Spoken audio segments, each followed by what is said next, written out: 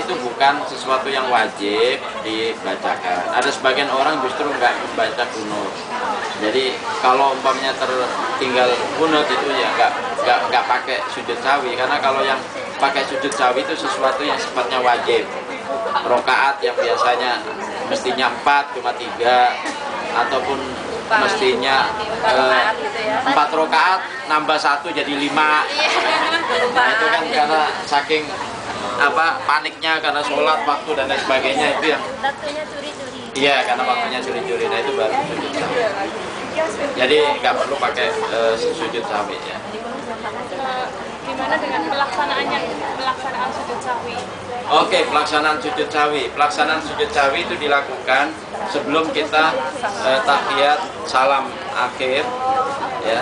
Jadi kalau umpamanya tasawuf akhir ya, pas duduk tahiyat paling akhir, sebelum kita salam itu kita langsung sujud gitu kan?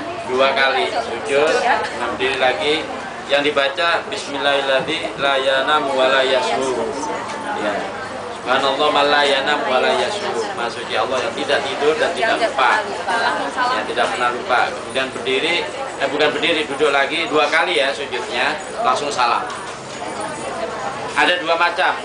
Kalau seandainya kita melakukan sesuatu yang kurang, itu dilakukan sebelum salam. Menurut ulama ini, kalau melakukan sesuatu yang lebih, nanti sujud sawinya itu dilakukan setelah salam. Ya, tapi ada sebagian ulama yang mengatakan cuma 1 saja sebelum salam. Enggak, maksudnya 1 kondisi saja. Ya, jadi bisa sebelum salam ataupun setelah salam. Dilihat apakah ada kekurangan ataupun ada kelebihan ataupun ada kekeliruan. Yang penting kita melakukan sujud sawi, dan itu sunnah, bukan wajib. Jadi kalau umpamanya kita lupa juga untuk melakukan sujud sawi, jangan khawatir. Ya. Sujud sawinya kan mengganti sesuatu yang lupa, tapi sujud sawinya juga lupa, itu juga nggak apa-apa. Namanya juga lupa. Ya. Manusia tempatnya lupa ya. Ya. Rufi'al qalamu an salas, Allah mengampuni 3 kondisi manusia. Pertama adalah kalau seandainya dia dalam posisi tertidur. Wah, kalau tertidur itu rezeki dari Allah banget tuh. Ya, tertidur umpamanya dari maghrib itu sampai maghrib lagi begitu 24 jam. Itu bukan tertidur, pingsan itu. Ya, itu kalau umpamanya ingat jam berapa dan sholat apa aja, langsung dirapel sholatnya nggak apa-apa. Ya, dirapel sholatnya nggak apa-apa. Kemudian dalam kondisi pingsan, ya. Kemudian dalam kondisi dipaksa. Ya, nah tadi masuk pertanyaan Mbak tadi atau Ibu tadi ya, itu dipaksa. Kemudian amnesia, kelupaan. Ya, sujud sawi dan sebagainya kelupaan. Ya, jadi itu yang dimaafkan oleh kita ya. Dan masing-masing kemaafan tadi ada batas-batasnya gitu. Jangan sampai hobinya lupa. Lupa boleh tapi hobi lupa nggak boleh. Kalau kepleset sekali 2 kali boleh, nggak boleh hobi kepleset. Kalau hobi kepleset sakit. Ya, jadi nggak boleh hobi kepleset. Ya. Hobi pingsan. Cari penyakitnya Pak kalau kepleset. Kalau hobi pingsan, kalau terlalu pingsan nggak sadar itu berarti penyakitan. Harus ke dokter ya. Oke, monggo yang lainnya silakan. Kayaknya lebih enak begini nih konsultasi. Iya. Ya karena panas juga, biar 2 arah, nggak saya aja gitu ya. Monggo Bu ya.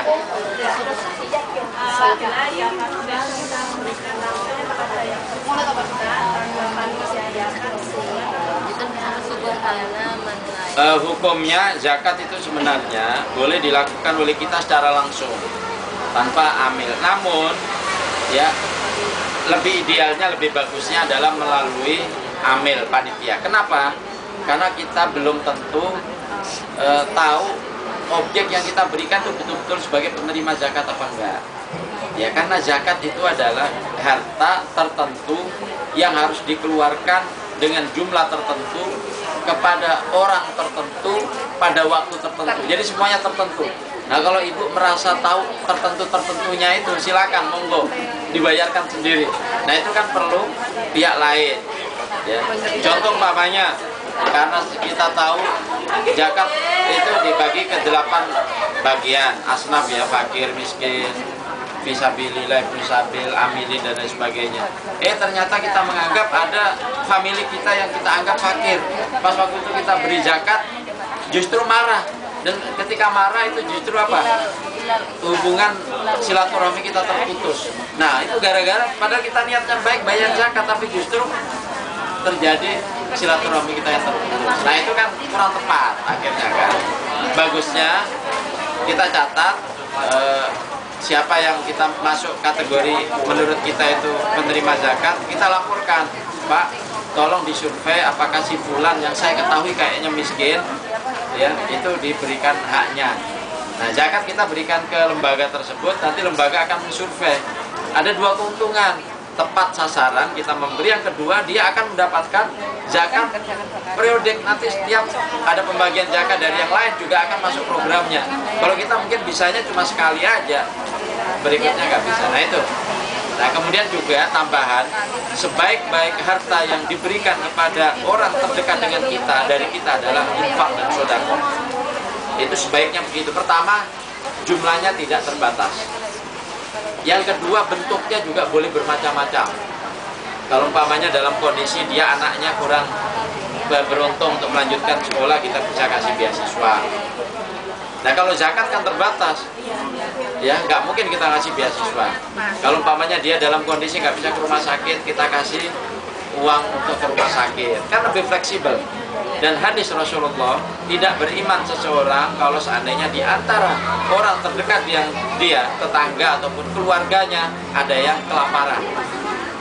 Jadi ukurannya apa? Ukuran keimanan kita adalah apakah kita solidar nggak? Masih punya tetangga ataupun keluarga yang miskin nggak? Nah kalau ada keluarga tetangga kita yang miskin, pertama kali yang ditanya adalah kita oleh Allah. Dan itu bisa kita selesaikan melalui infak dan sedekah. Jadi itu ya sebaiknya begitu ya. Monggo. Yang lainnya silakan. Monggo, monggo. Ya, monggo. Ya. Saya ingin